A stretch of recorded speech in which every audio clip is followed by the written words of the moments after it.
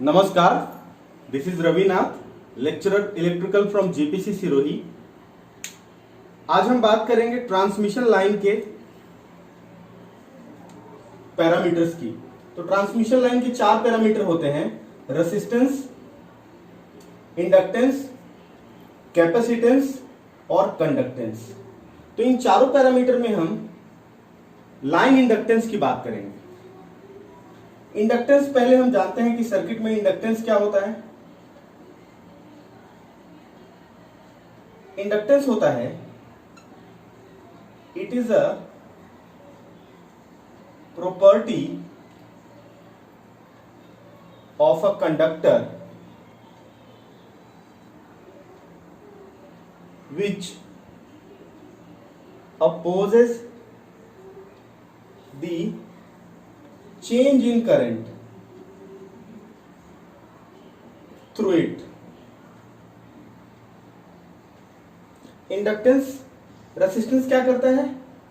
Current के flow को oppose करता है, और इंडक्टेंस क्या करता है? चेंज इन करंट को अपोज करता है। तो ये ध्यान रखना है।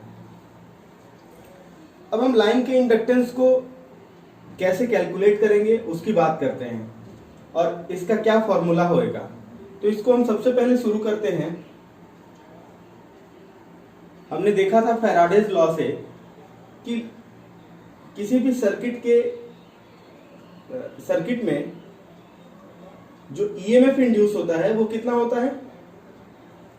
d∅dt होता है। माइनस साइन को हटा दें तो ये होता है d∅dt।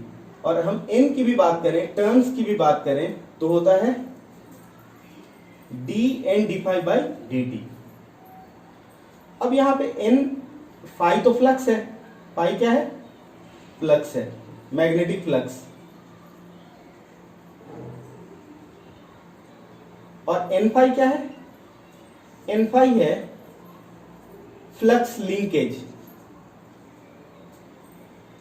इसको हम दिखाते हैं इस सिंबल से।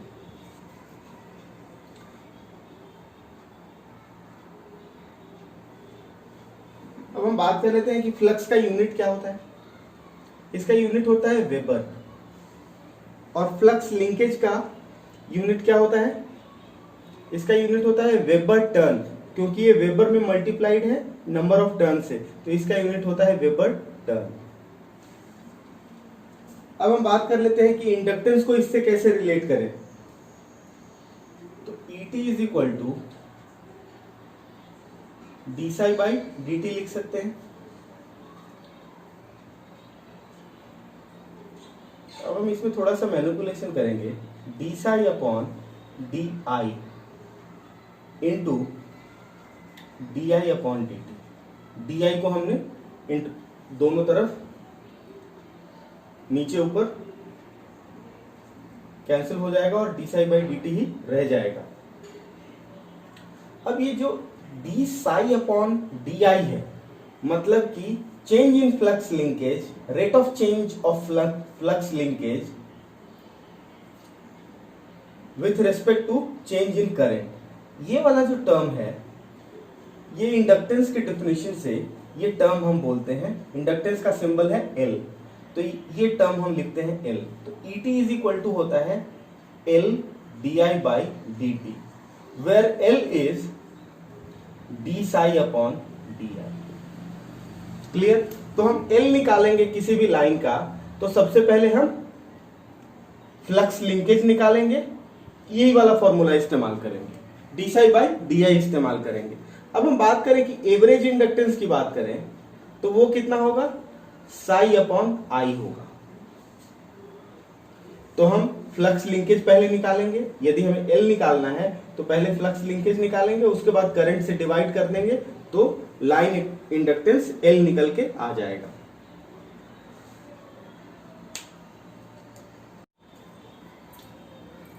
फ्लक्स लिंकेज सबसे पहले निकालेंगे हम इंडक्टेंस कैलकुलेट करने के लिए।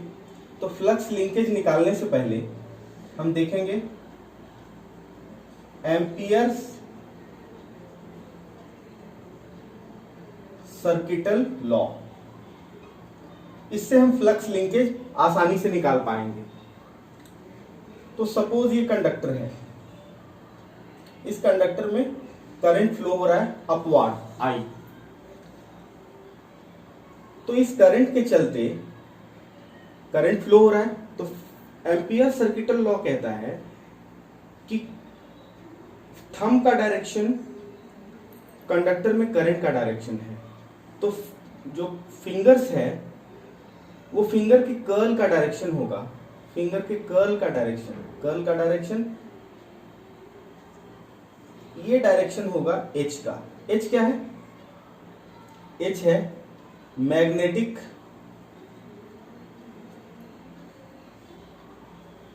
Field intensity.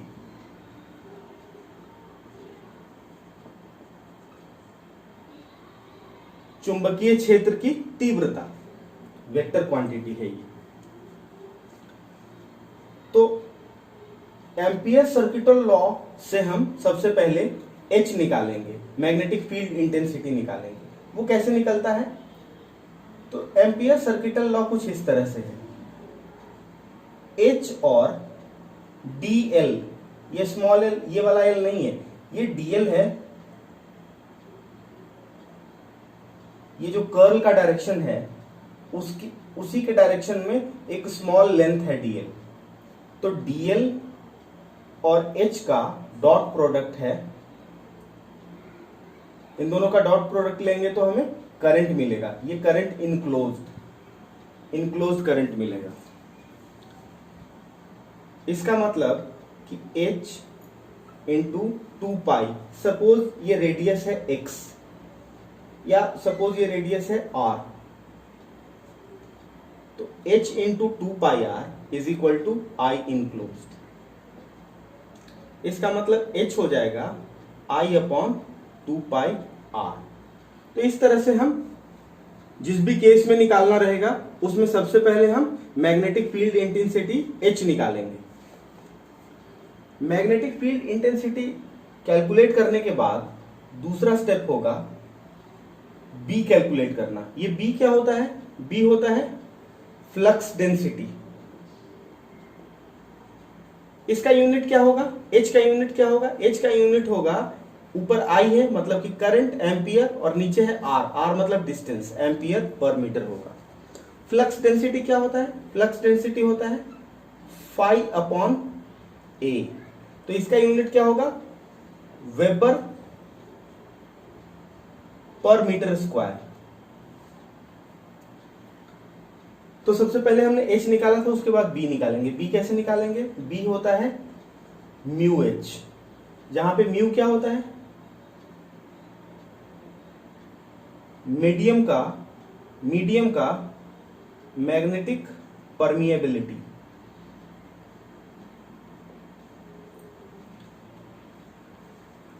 जो मीडियम है यहां पे एयर है, तो एयर मीडियम का परमिएबिलिटी।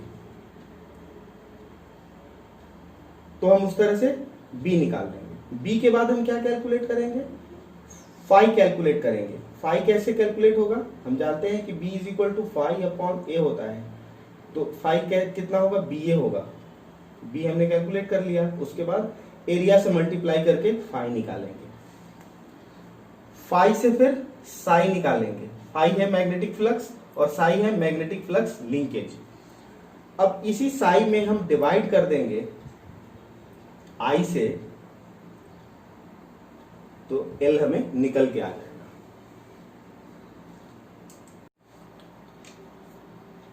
तो इंडक्टेंस निकालने के लिए हम फ्लक्स लिंकेज पहले कैलकुलेट करेंगे।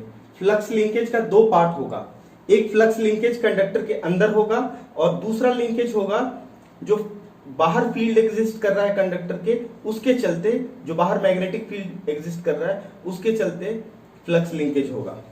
तो पहले हम इंटरनल फ्लक्स लिंकेज की बात करें, तो इंटरनल फ्लक्स लिंकेज को समझने के लिए हमने कंडक्टर का क्रॉस सेक्शन को ड्रॉ किया है। ये कंडक्टर का क्रॉस सेक्शन है। कंडक्टर के क्रॉस सेक्शन में हमने एक ट्यूब एलिमेंट जिसका विड्थ है dx, स्मॉल विड्थ है, वेरी स्मॉल, उसके स्मॉल विड्थ का एक ट्यूब हमने एज्यूम किया है। इस ट्यूब का रेडियस है x पूरा कंडक्टर का रेडियस कितना है, r है। तो हम बात करें कि इस ट्यूब के अंदर जो करंट फ्लो हो रहा है, ट्यूब के अंदर जो कंडक्टर है उसमें जो करंट फ्लो हो रहा है, वो करंट यदि निकालना चाहें, Ix निकालना चाहें, तो हम कैसे निकालेंगे? तो हम यहां पे देख रहे हैं कि current is proportional to cross sectional area होता है ऑलवेज। एरिया को हम रिप्लेस करें रेडियस के स्क्वायर से, तो current is proportional to radius square. तो Ix अपॉन I की बात करें, Ix क्या है? इस ट्यूबुलर एलिमेंट के अंदर के कंडक्टर का करंट है, और I है टोटल कंडक्टर का जो क्रॉस सेक्शन है उसमें टोटल करंट क्या फ्लो हो रहा है। तो इन दोनों के रेशियो की बात करें तो इसका होगा रेडियस स्क्वायर और इसका रेडियस है r स्क्वायर, इस तरह से होगा। इसका मतलब कि Ix कितना होगा, x square upon r square into I हो। तो Ix निकल के आ गया, इसका मतलब कि Hx क्या है? मैग्नेटिक फील्ड इंटेंसिटी कंडक्टर के ये जो ट्यूब एलिमेंट है उसके अंदर के कंडक्टर के चलते मैग्नेटिक फील्ड इंटेंसिटी कितना होगा, एम्पियर सर्किटल लॉ से Ix अपॉन 2 पाई x होगा। अब Ix को हम रिप्लेस करेंगे तो x square upon 2 pi x I upon r square. Ix 2 pi r square. अब हम बात करें कि इसका यूनिट होगा एम्पियर पर मीटर। Hx निकल के आ गया, तो अब हम B निकालेंगे। B क्या है? मैग्नेटिक फ्लक्स डेंसिटी है, पाई अपॉन ए। तो B कितना होगा? B होता है म्यू इंटू H होता है, तो इसमें सिंपली म्यू से मल्टीप्लाई कर देंगे। म्यू क्या है? Magnetic permeability.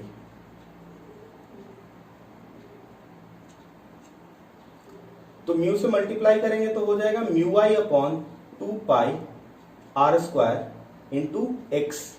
इसका यूनिट क्या होता है? इसका यूनिट होता है वेबर पर मीटर स्क्वायर।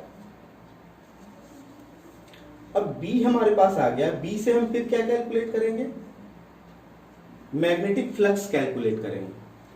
और मैग्नेटिक फ्लक्स इस जो ट्यूब एलिमेंट है उसके अंदर जो फ्लक्स है उसी फ्लक्स को हम कैलकुलेट करेंगे।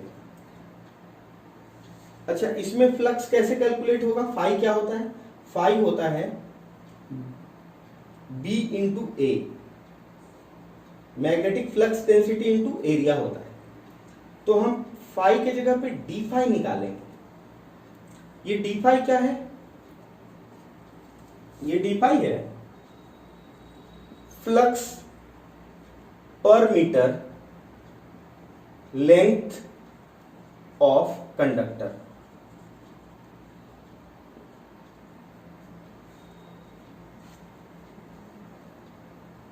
तो B तो हमने कैलकुलेट कर लिया, B into 1 meter into dx। इसका ये मतलब हुआ कि ये 1 मीटर कंडक्टर का लेंथ है, ये तो क्रॉस सेक्शन है, मतलब 1 मीटर कंडक्टर इनवार्ड है। तो एरिया कितना होगा? dx इंटू 1 होगा। तो dx इंटू 1 इंटू बी क्या मिलेगा? डी फाई मिलेगा। ये डी फाई क्या होगा? Flux linkage per meter length of conductor होगा। तो डी फाई कितना होगा? डी फाई होगा mu I 2 pi r square x dx होगा। अब हमने डी फाई कैलकुलेट कर लिया। अब डी फाई से हम कैलकुलेट करेंगे फ्लक्स लिंकेज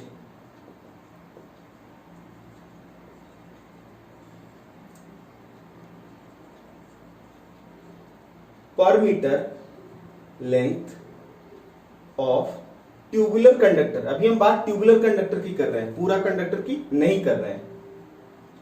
ये भी ट्यूबुलर कंडक्टर है।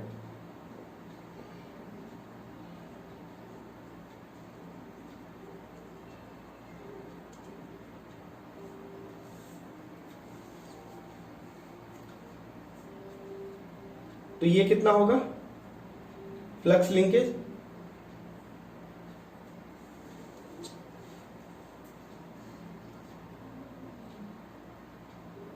Mu I upon 2 pi r square x d x. अब ये जो फ्लक्स लिंकेज है वो भी प्रोपोर्शनल होगा x square upon r square के, क्योंकि फ्लक्स लिंकेज प्रोपोर्शनल होता है नंबर ऑफ टर्न्स के। यहां पे नंबर ऑफ टर्न्स नहीं है, टर्न की बात करें तो कोई टर्न नहीं है, तो टर्न नहीं है तो टर्न की जगह पे एरिया हम लेंगे। तो अभी हमें फ्लक्स लिंकेज निकालना है। ये INT है, INT मतलब internal flux linkage, D Sai int है। तो साई इंट कितना होगा, इसका इंटीग्रेशन निकालना पड़ेगा पूरा इसके रेडियस 0 से लेके रेडियस r तक। कितना है, mu I upon 2 pi R4 x Q dx। ये कितना हो जाएगा, ये हो जाएगा mu I 2 pi R4 0 to R x Q dx। X Q का इंटीग्रेशन कितना होगा,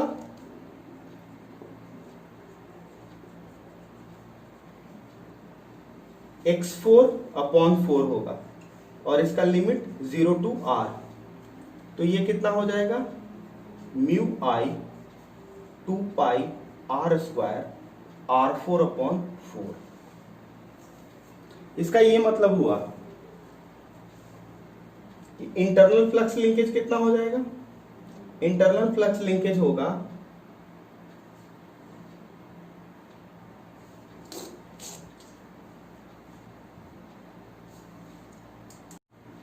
this is 4, this is also 4, तो 4 cancel. Internal flux linkage is mu I upon 8 pi, mu I upon 8 pi, pi cancel नहीं हुआ है। तो ये है इंटरनल फ्लक्स लिंकेज।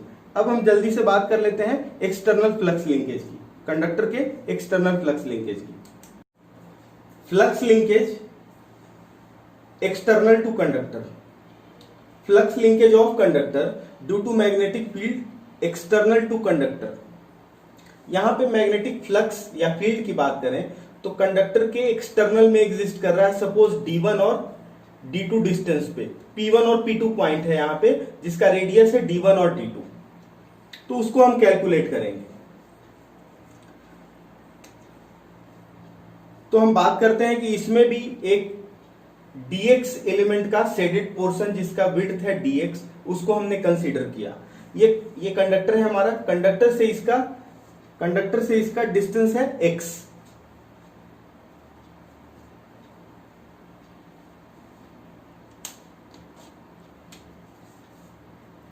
तो सबसे पहले हम कैलकुलेट करेंगे hx। hx क्या है, मैग्नेटिक फील्ड इंटेंसिटी है एट x डिस्टेंस। ये कितना होगा, ये होगा Ix अपॉन 2 पाई x होगा। अब इसमें Ix तो पूरा करंट है, कोई कंडक्टर का कोई पार्ट तो इंक्लूड नहीं हो रहा है, तो यहां पे टोटल I करंट होगा। तो इस तरह से हम Hx कैलकुलेट करेंगे। Hx के बाद हम क्या कैलकुलेट करेंगे, B कैलकुलेट करेंगे, मैग्नेटिक फ्लक्स डेंसिटी कैलकुलेट करेंगे। इसमें ये क्या होता है, म्यू एच होता है, तो यहां पे हो जाएगा mu I upon 2 pi x होता है। अब इसमें फ्लक्स निकालने के लिए, डी फाई निकालने के लिए क्या करेंगे हम, डी फाई निकालने के लिए flux, magnetic flux per meter length of conductor, इस एलिमेंट के चलते मैग्नेटिक फ्लक्स कितना होगा, B into d x into 1 meter और dx width. Mu I upon 2πx dx हो जाएगा। D phi is equal to, और इसमें जो डी फाई होगा वही डी साई होगा, डी साई एक्सटर्नल, क्योंकि इसमें कंडक्टर के किसी पार्ट की बात नहीं हो रही, conductor as a whole enclosed है।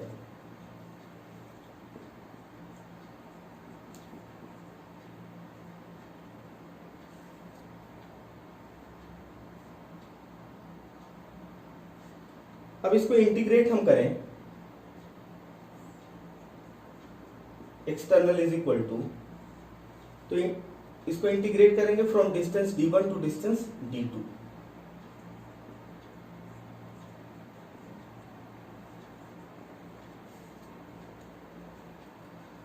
और सपोज हम ये जो d1 है,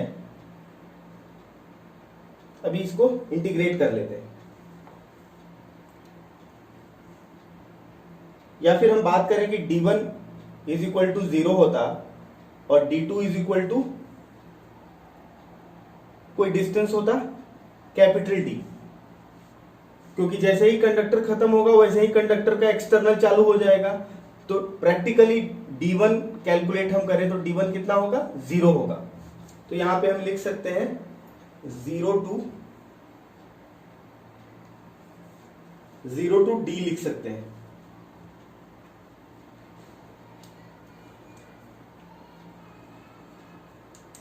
यहां पे हम बात करें तो d1 0 ना होके r होगा, ये ध्यान रखना है।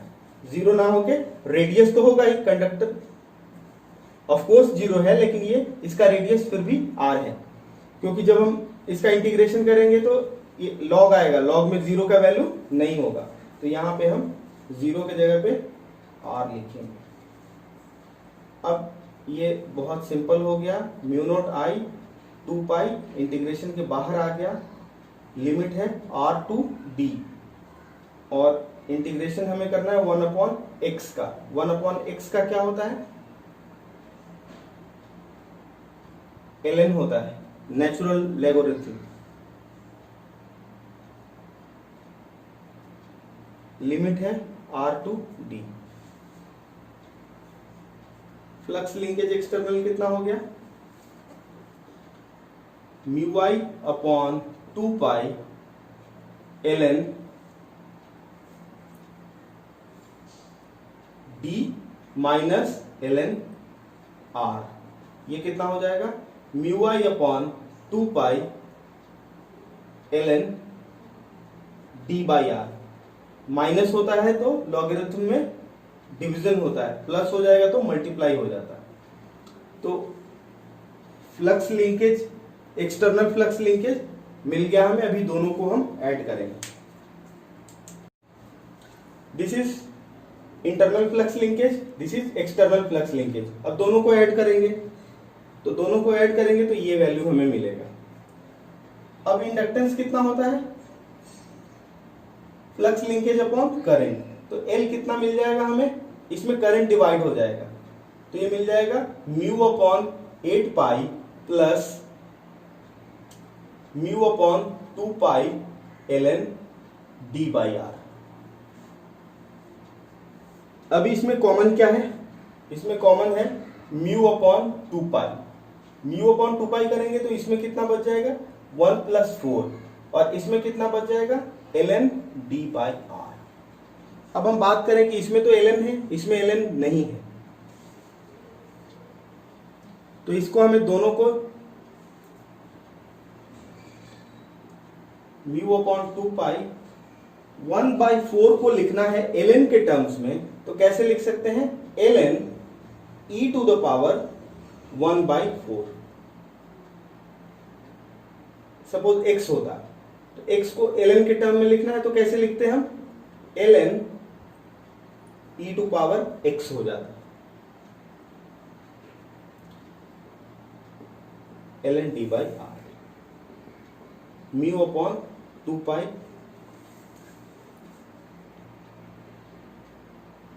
अब ये दोनों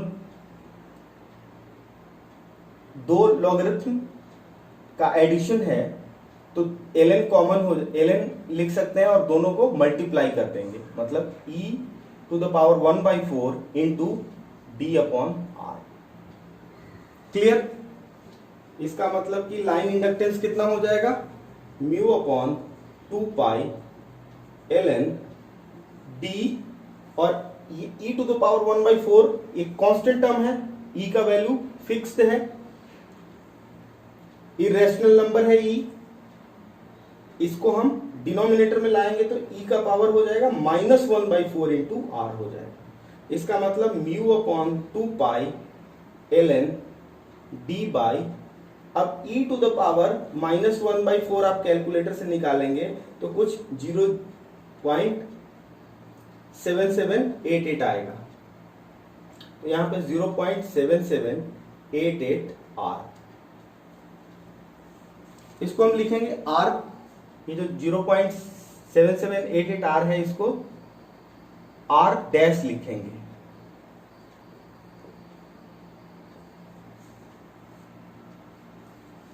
तो लाइन इंडक्टेंस का फॉर्मूला ये हो गया।